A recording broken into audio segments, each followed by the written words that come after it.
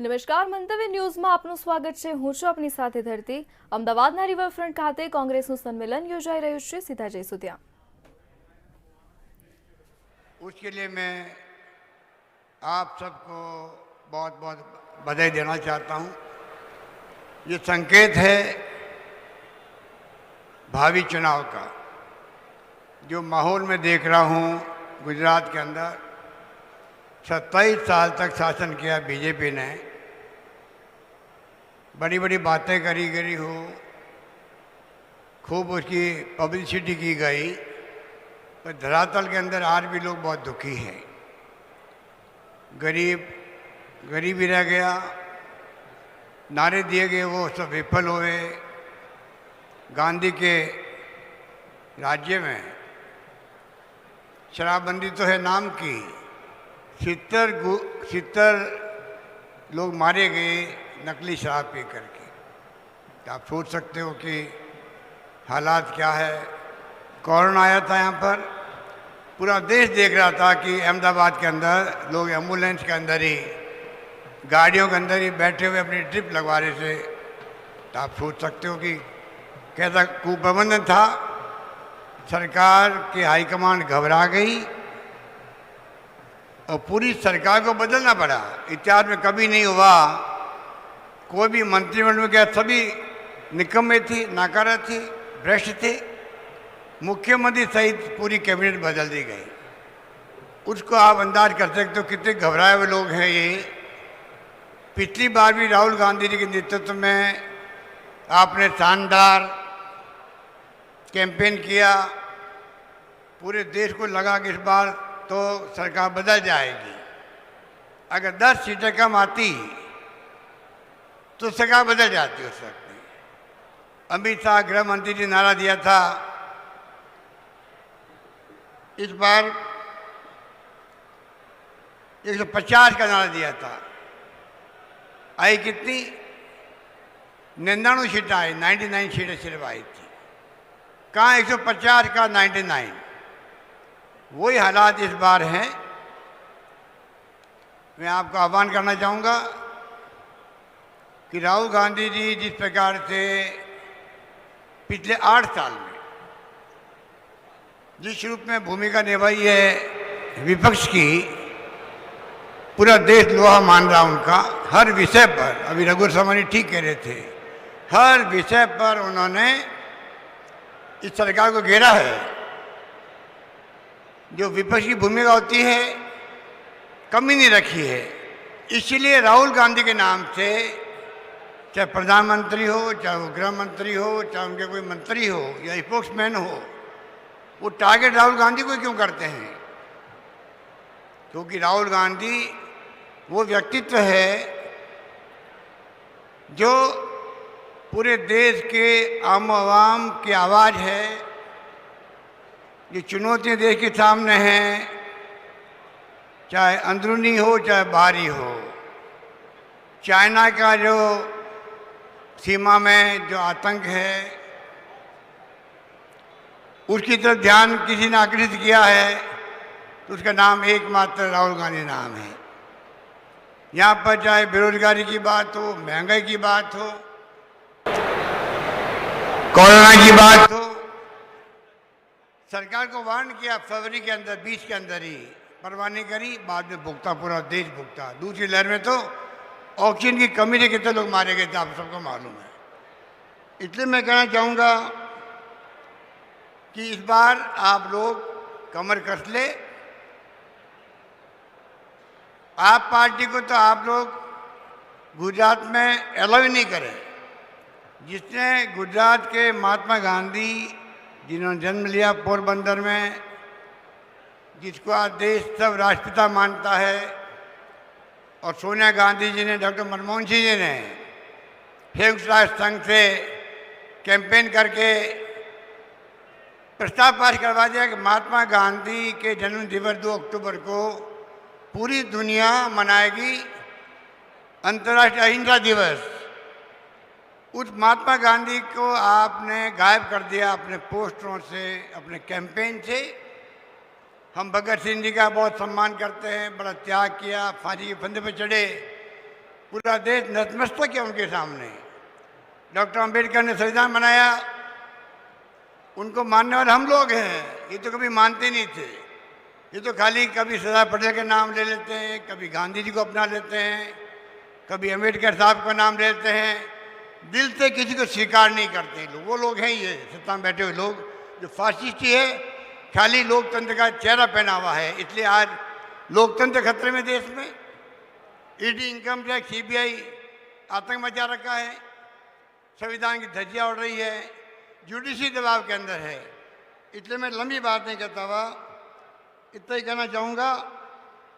आप लोग सब जानते हैं, गुजराती तो आज़ादी के पहले से ही गुजराती राज्य का नाम देश में दुनिया में रहा है, अलग पहचान रही है, स्मृतिशाली राज्य रहा है। जहाँ गुजराती है वहाँ गुजरात है, ये कहावत है। वो राज्य गुजरात है। वहाँ पे आप सोच लीजिए इस देश में जो महंगाई की मार है, डीजल, पेट्रोल, सरसों का तेल, मूंगफली, आटा, दाल, सबके भाव बढ़ा दिए, जीएसटी लगा दी। ये मौका है आपके सामने। इस बार आप लोग इस बार पिछली बार कमी रही थी, भावुक हो गए थे। जब विकास पागल हो गया तो प्रधानमंत्री जी को कहना पड़ा कि मैं खुद ही विकास हूँ। तो आप सोच सकते हैं कि पानी में जार उतारना हो, भावुक होना हो। गुजराती हमारे बहुत ही संवेदनशील व्यक्तित्व के लोग होते हैं, भावना में बह गए। इस बार भावना नहीं, इस बार हकीकत क्या है, किस प्रकार हम दुखी हैं महंगाई को लेके, बेरोजगारी को लेके। सड़कों में पहले अच्छी मानी जाती थी गुजरात की, उनकी स्थिति भी खराब हो गई राजस्थान के कंपेरिजन के अंदर। इसलिए मैं आपको कहना चाहूँगा, कृपा करके आप इस बार चूके नहीं। और जो माहौल यहाँ बनाया आप लोगों ने, वो अपने आप में आज संदेश चला जाएगा दिल्ली तक। इस बार सरकार कांग्रेस की बनेगी। आप संकल्प लेके जाएंगे यहाँ से, तो मैं आपको कह सकता हूँ दावे के साथ में, जो आप लाखों की संख्या में आए हैं, इतनी भारी सभा की है आपने, मैं भी यहाँ रहा हूँ पिछले 1 साल तक। मैं कह सकता हूँ दावे के साथ में, इस बार गुस्सा पिछली बार से ज़्यादा अधिक है। और आप अगर तय कर लेंगे तो ये जो लोग बैठे हुए सत्ता में, 2 मंत्रियों के इस्तीफे करने पड़े अभी इनको 4-6 महीने में ही। क्यों करने पड़ गए? हालात बड़े खराब है सब क्षेत्रों में। फिर खाली आपके दिमाग में आना चाहिए कि हम जीत सकते हैं। ये भावना अगर आपने घर कर गई आपके दिलो दिमाग के अंदर, तो मैं समझता हूँ इस बात जीत को कोई रोक नहीं पाएगा। यही बात कहता हूँ, मैं अपनी बात समाप्त करता हूँ। धन्यवाद। जय हिंद। धन्यवाद। खूब खूब आभार अशोक गहलोत जी। हमने आवाज दी है तुम्हें, हमने आवाज दी है तुम्हें बड़ी नाज के साथ। तुम भी आवाज मिला दो, तुम भी आवाज मिला दो हमारी आवाज के साथ। आज शब्दों સાથે આપણા સૌના લોકપ્રિય નેતા જેને સાંભળવા માટે આપણે સૌ ભેગા થયા છે એવા આદરણીય રાહુલ ગાંધીજી આપણે સૌને સંબોધશે। રાહુલ ગાંધી, राहुल गांधी। राहुल जी आप संघर्ष कीजिए।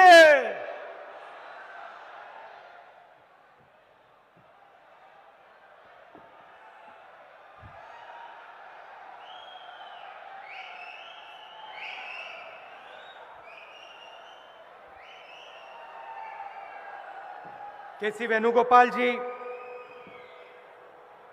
अशोक गहलोत जी, रघु शर्मा जी, रमेश चेन्नीथाला जी, जगदीश ठाकुर जी, सुखराम राठवा जी, स्टेज पे कांग्रेस पार्टी के सब सीनियर नेता, एमपीज, एमएलएज, पीसीसी के ऑफिस बेयरर्स, डिस्ट्रिक्ट और ब्लॉक प्रेसिडेंट्स, प्यारे कार्यकर्ता, भाइयों और बहनों, आप सबका बहुत बहुत स्वागत, नमस्कार।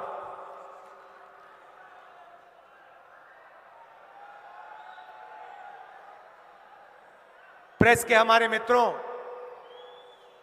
आपका भी यहां स्वागत।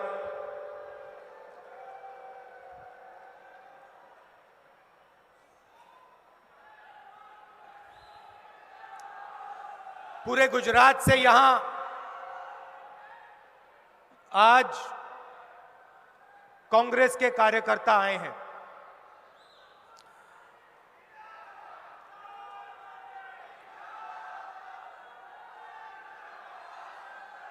मतलब पूरे गुजरात से, गुजरात के हर कोने से, हर गांव से, हर बूथ से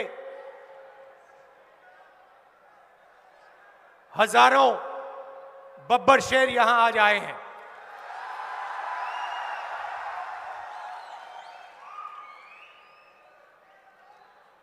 और ये जो बब्बर शेर हैं,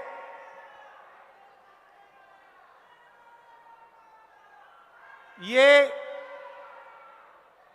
एक विचारधारा के लिए लड़ते हैं।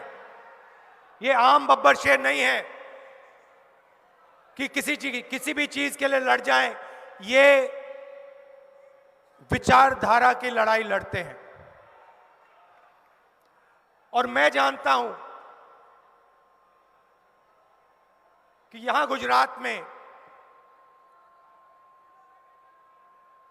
25 साल से आप क्या सह रहे हो, मैं समझता हूं। आपकी लड़ाई एक राजनीतिक पार्टी से नहीं है।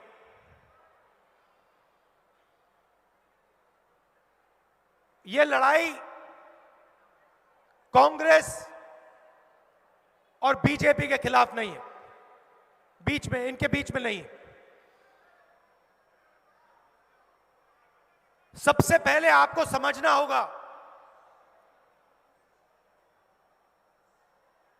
कि आप किस चीज के खिलाफ लड़ रहे हो, किसके खिलाफ लड़ रहे हो।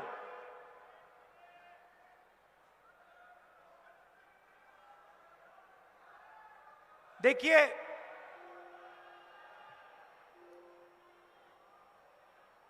सरदार पटेल जी की बीजेपी ने मूर्ति बनाई।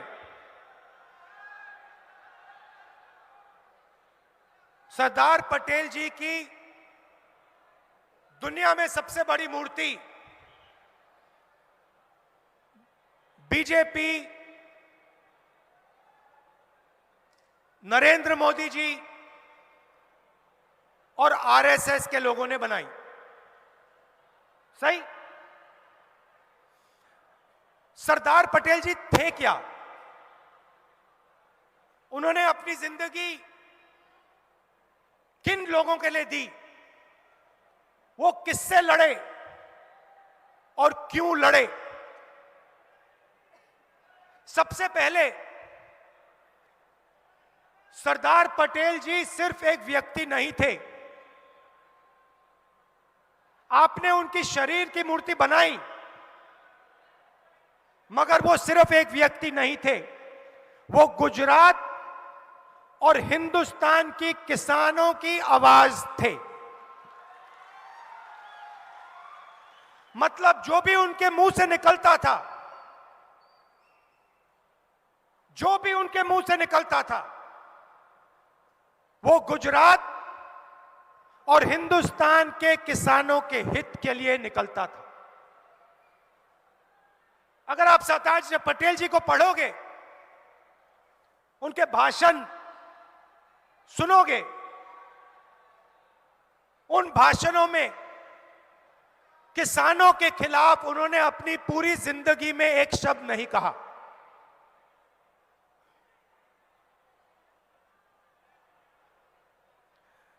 सरदार पटेल जी ने गुजरात के जो इंस्टीट्यूशंस थे, लोकतांत्रिक इंस्टीट्यूशंस, संस्थाएं, उनको खड़ा किया। सरदार पटेल जी के बिना अमूल पैदा नहीं हो सकता। तो बीजेपी एक तरफ सरदार पटेल जी की मूर्ति तैयार करती है, दुनिया में सबसे बड़ी मूर्ति खड़ी कर देती है, और दूसरी तरफ जिस चीज के लिए सरदार पटेल जी जिए और मरे,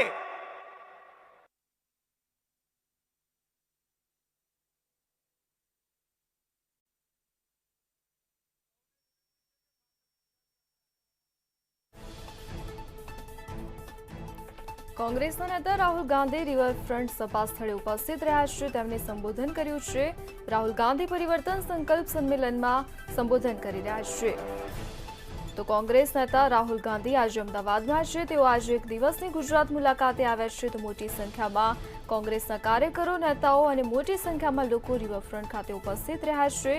તો આજે રિવરફ્રન્ટ પર બૂથ લેવલના કાર્યકરો સાથે રાહુલ ગાંધી દ્વારા સંવાદ કરવામાં આવશે. તો રાહુલ ગાંધી રિવરફ્રન્ટ સંવાદ સ્થળે ઉપસ્થિત રહ્યા છે. રાહુલ ગાંધી પરિવર્તન સંકલ્પ સંમેલનમાં હાજરી આપવાના છે. તો મોટી સંખ્યામાં કોંગ્રેસના કાર્યકરો અને નેતાઓ ઉપસ્થિત રહ્યા છે. તો રાહુલ ગાંધી સાબરમતી રિવરફ્રન્ટ ખાતે ઉપસ્થિત રહ્યા છે. કોંગ્રેસના નેતાઓ સાથે રાહુલ ગાંધીએ સ્વાગત કર્યું હતું. તો રાહુલ ગાંધી રિવરફ્રન્ટ ખાતે જનસભાને સંબોધન કરી રહ્યા છે. મોટી સંખ્યામાં લોકો અહીં એકઠા થયા છે. તો રાહુલ ગાંધી પરિવર્તન સંકલ્પ સંમેલનમાં ઉપસ્થિત રહ્યા છે. સાથે જ મોટી સંખ્યામાં લોકો પણ ઉપસ્થિત રહ્યા છે.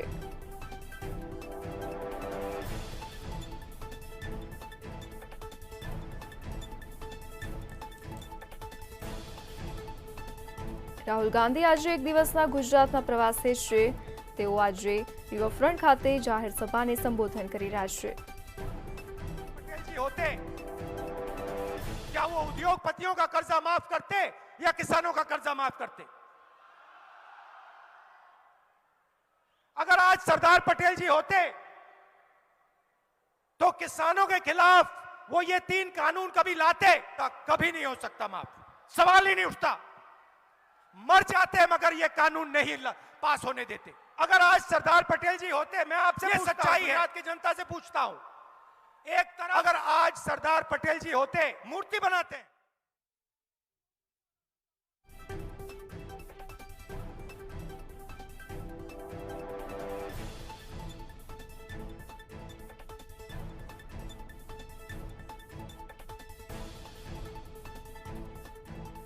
पंजाब में, कर्नाटक में किसानों का कर्जा माफ किया.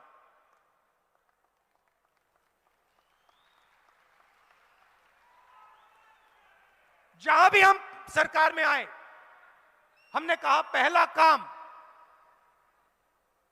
सरदार पटेल जी जो करते वो हम करके दिखाएंगे, और हमने कर्जा माफ कर दिया. और यहां भी 3 लाख रुपए तक का कर्जा हम माफ करेंगे हर किसान का.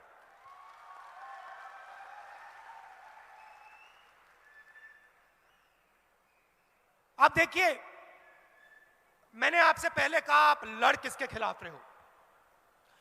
आमतौर से लोकतंत्र में राजनीतिक पार्टियों के बीच में लड़ाई होती है. कांग्रेस और बीजेपी पार्टियों के बीच में होती है, और जो प्रदेश के, देश के जो इंस्टीट्यूशंस होते हैं, संस्थाएं होती हैं, आमतौर से ये न्यूट्रल रहती हैं. ये अंपायर का काम करती हैं. चाहे वो पुलिस हो, इलेक्शन कमीशन हो, मीडिया हो, बाकी जो इंस्टीट्यूशंस होते हैं, संस्थाएं होती हैं, ये अंपायर का काम करती हैं. मगर गुजरात में जिन संस्थाओं को सरदार पटेल जी ने बनाया, जिन संस्थाओं की नींव सरदार पटेल ने रखी थी, चाहे वो पुलिस हो, चाहे वो मीडिया हो, चाहे वो जुडिशरी हो, चाहे हो विधानसभा हो, इन सब संस्थाओं को बीजेपी ने कैप्चर कर दिया है, कंट्रोल कर दिया है. मतलब यहां पे आप एक राजनीतिक पार्टी से नहीं लड़ रहे हो, यहां पे आप गुजरात का जो प्रदेश है उसकी हर एक संस्था के खिलाफ, मीडिया के खिलाफ, आमतौर से मीडिया ऑपोजिशन के साथ रहता है ना? आमतौर से मीडिया ऑपोजिशन के साथ रहता है, मगर ना, ये बेचारे यहां आते हैं, इनकी गलती नहीं है, इनको सच्चाई दिख रही है, मगर इनको जो मालिक जो पीछे बैठे हैं, जो इनके मालिक पीछे बैठे हैं, वो कहते हैं भैया देखो मुद्रा पोर्ट में ड्रग्स मिले, इसके बारे में ज्यादा कुछ बोलना मत। भाई और बहनों, गुजरात ड्रग्स का सेंटर बन गया है, ड्रग्स का सेंटर बन गया है, और सारे के सारे ड्रग्स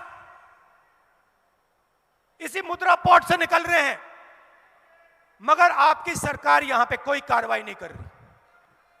मैं आपसे पूछना चाहता हूं, कार्रवाई क्यों नहीं हो रही है? क्या कारण है?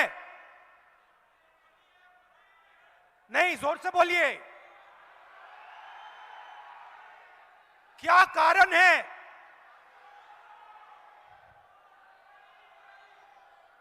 कि हर 2-3 महीने मुद्रा पोर्ट में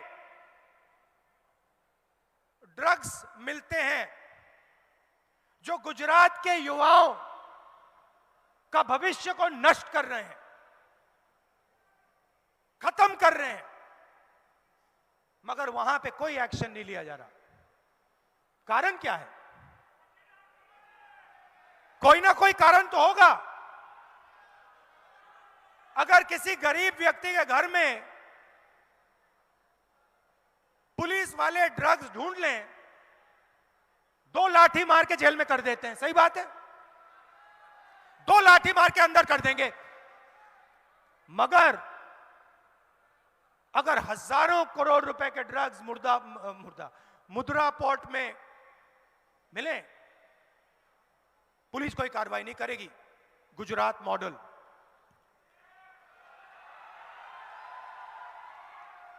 गुजरात मॉडल 2-3 उद्योगपतियों का, 3-4 उद्योगपतियों का राज,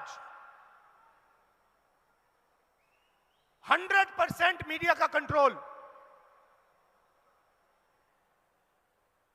उन उद्योगपतियों को जितनी भी जमीन चाहिए 2 मिनट में सरकार उनको दे देगी, मगर अगर गुजरात का गरीब हाथ जोड़ के,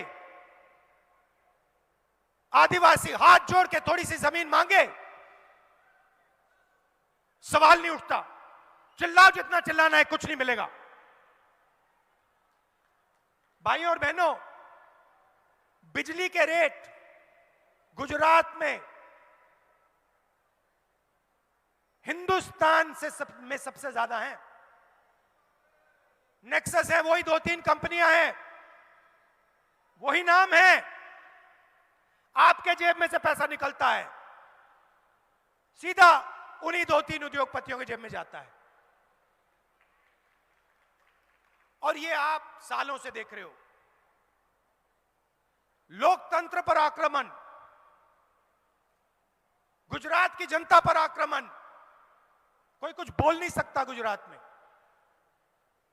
गुजरात एक स्टेट है जहां पे आंदोलन के लिए परमिशन लेनी पड़ती है,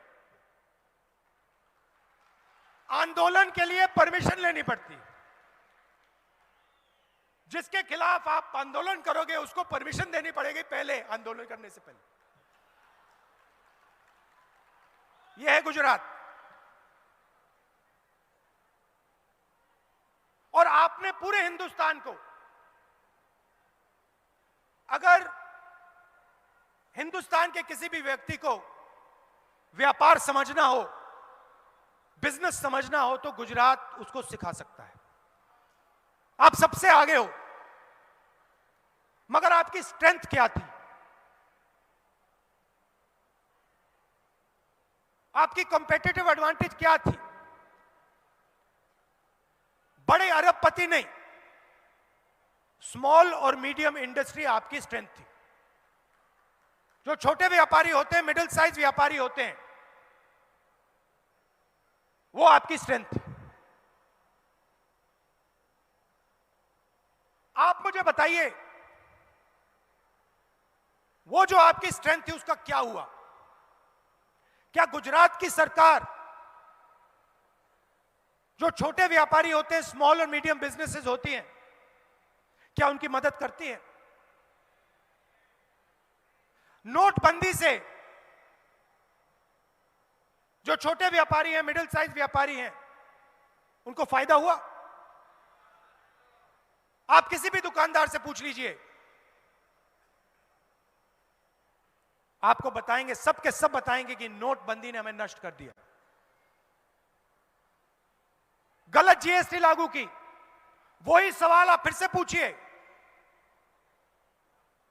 किसी भी दुकानदार से पूछिए जीएसटी से आपका फायदा है या नुकसान, वो आपको बताएगा नुकसान नुकसान नुकसान। तो अगर किसानों को फायदा नहीं, मजदूरों को फायदा नहीं, छोटे व्यापारियों को फायदा नहीं, स्मॉल और मीडियम बिजनेस को फायदा नहीं, तो फायदा किसको? फायदा किसको? वही 3, 4, 5 बड़े उद्योगपतियों को। पूरा का पूरा गुजरात, आपका पूरा का पूरा प्रदेश उन्हीं 4-5 लोगों के हवाले कर दिया है। एयरपोर्ट हो, पोर्ट हो, पड़ता है। इन बेचारों की गलती नहीं है, ऊपर से ऑर्डर आता है। कुछ भी कह दे, मैं आपको बता रहा हूं कि गुजरात की जनता आपके साथ खड़ी हुई है। गुजरात की जनता तंग है, गुजरात की जनता गुस्से में है, दुखी है। बस आपको गुजरात की जनता के साथ खड़ा होना है और आपकी सरकार गुजरात की जनता की सरकार, गुजरात की आवाज की सरकार बन जाएगी।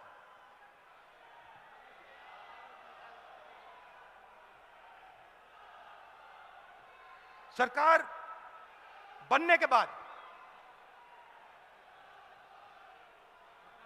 गुजरात की जनता के लिए कांग्रेस पार्टी क्या करेगी? સૌને વિનંતી છે કે પાછળ पहले જગ્યા मैंने છે कहा- આપણા આગેવાનોને પ્લીઝ। किसानों का कर्जा माफ करेगी 3 लाख रुपए का, पहला काम। સૌ આગેવાનોને વિનંતી છે दूसरा काम, કે પોલીસને કોઓપરેટ आपको થાય याद होगा અને પાછળ રાહુલજી તું સંઘર્ષ कोविड आया था। કરો।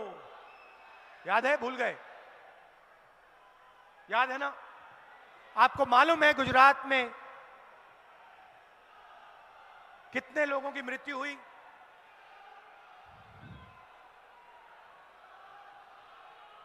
3 लाख लोग। સૌને વિનંતી 3 છે કે લાખ लोगों પાછળ की જગ્યા मृत्यु છે हुई। આપણા આગેવાનોને પ્લીઝ। आपने सोशल मीडिया पे, व्हाट्सएप पे, સૌ આગેવાનોને વિનંતી છે आपने देखा होगा, કે પોલીસને કોઓપરેટ થાય। अस्पताल के सामने अरे आपने बादशाह- लोगों को देखा होगा। રાહુલજી તું સંઘર્ષ કરો। क्या बीजेपी की सरकार ने कॉम्पनसेशन दिया?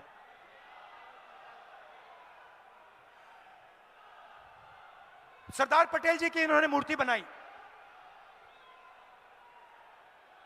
अगर आज सरदार पटेल जी जिंदा होते और आप उनसे पूछते, સૌને વિનંતી છે કે પાછળ જગ્યા છે સરદાર આપણા પટેલ જી। આગેવાનોને પ્લીઝ। गुजरात में 3 लाख लोग कोविड के शिकार हुए, સૌ આગેવાનોને क्या વિનંતી છે उनको कॉम्पनसेशन, कि पुलिस उनके ने परिवारों कॉपरेट को था। कॉम्पनसेशन दिया बादशाह- जाना चाहिए, हाँ या ना? રાહુલજી તું सरदार पटेल जी क्या સંઘર્ષ कहते हैं? કરો। क्या सरदार पटेल जी कहते नहीं देना है कॉम्पनसेशन? सवाल नहीं उठता। तो जो सरदार पटेल जी कहते वो कांग्रेस पार्टी करेगी, 4 लाख रुपए कॉम्पनसेशन हर व्यक्ति को देगी।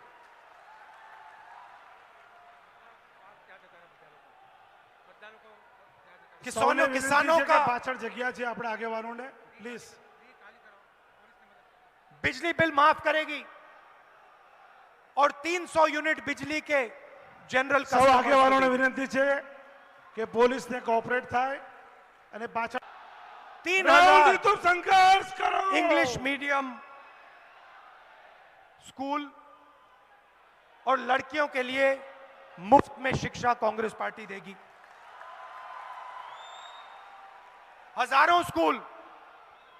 हजारों स्कूलों को बीजेपी की सरकार ने बंद किया है।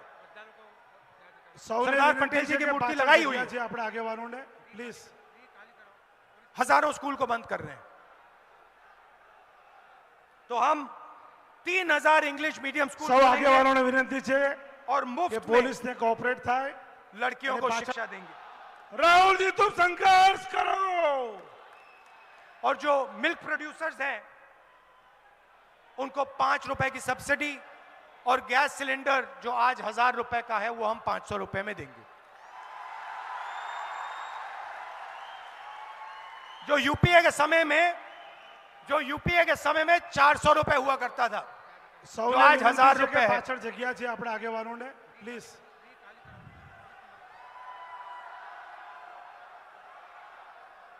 और सबसे बड़ी चीज સૌ આગેવાનોને વિનંતી जिसे છે मैं खत्म કે करना પોલીસને चाहता हूं, કોઓપરેટ થાય અને પાછળ રાહુલ जी तुम संघर्ष करो। बेरोजगारी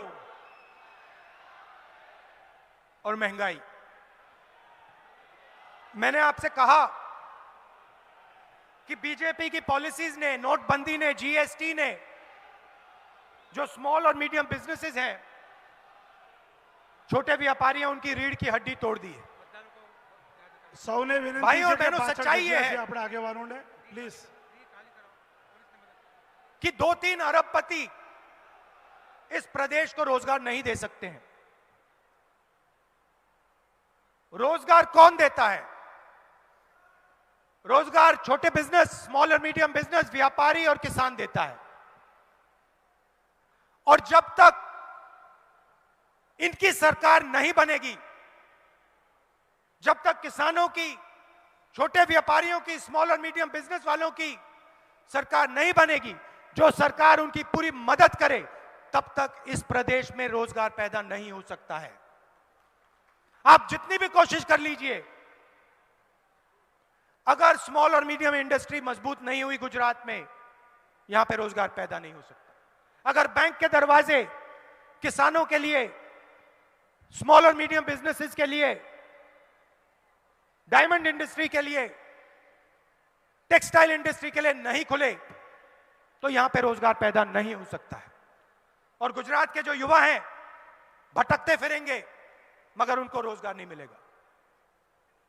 और कांग्रेस पार्टी का फोकस उन युवाओं को रोजगार देने पर होगा। पूरा का पूरा फोकस हम गुजरात के युवाओं को रोजगार देने में लगा देंगे और 10 लाख युवाओं को हम रोजगार देंगे।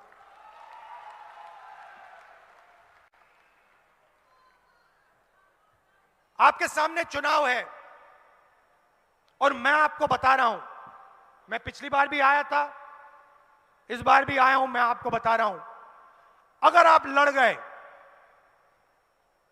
पिछली बार जैसे अगर आप लड़ गए, मैं आपको गारंटी देके कह रहा हूं, यहां पे कांग्रेस पार्टी की सरकार बनने जा रही है।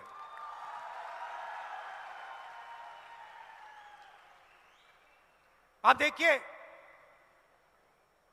पिछले 5 साल में कितना भ्रष्टाचार हुआ है। आमतौर से क्रिकेट टीम में अगर एक प्लेयर फेल होता है, एक प्लेयर को हटा देते हैं। गुजरात की सरकार की जो टीम है, उसमें एक प्लेयर को नहीं, पूरी की पूरी टीम को हटा के फेंक दिया। मतलब ये जानते हैं कि पिछले 5 सालों में इन्होंने गुजरात के लिए कुछ नहीं किया, सिर्फ भ्रष्टाचार किया है और गुजरात की जनता को यह सब दिख रहा है। तो आप लड़ जाइए, मैं आपके साथ हूं, आप लड़ जाइए और मैं आपको गारंटी कह के बता रहा हूं, अगर आप लड़ गए, अगर आप कांग्रेस पार्टी की विचारधारा के लिए लड़ गए, अगर आप किसानों की आवाज के लिए, मजदूरों की आवाज के लिए, आम जनता की आवाज के लिए लड़ गए, मैं आपको गारंटी करके कह रहा हूं, कांग्रेस पार्टी का कार्यकर्ता जीत जाएगा। आप हमारी शक्ति हो, आप हमारी रीढ़ की हड्डी हो और मैं दिल से आपका धन्यवाद करना चाहता हूं कि आप कांग्रेस पार्टी का झंडा उठाते हो, कांग्रेस पार्टी की विचारधारा के लिए लड़ते हो और गुजरात में आपने बहुत बहुत मुश्किल सही है। मैं समझता हूं, दम लगा के लड़िए, गुजरात में कांग्रेस पार्टी को जिताइए, गुजरात की जनता की और अपनी सरकार बनाइए। बहुत बहुत धन्यवाद।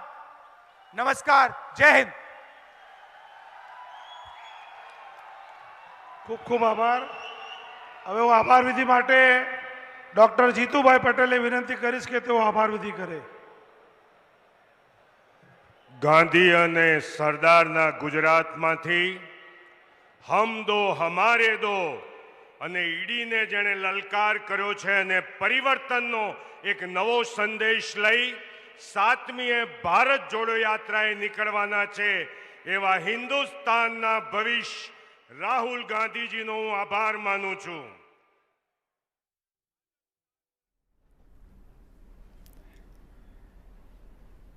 રાહુલ ગાંધી આજે ગુજરાતની મુલાકાતે છે. તેમણે અમદાવાદના રિવરફ્રન્ટ ખાતે સંબોધતા કહ્યું હતું કે ગુજરાતના ખૂણે ખૂણેથી હજારો બબ્બર શેર અહીં આવ્યા છે.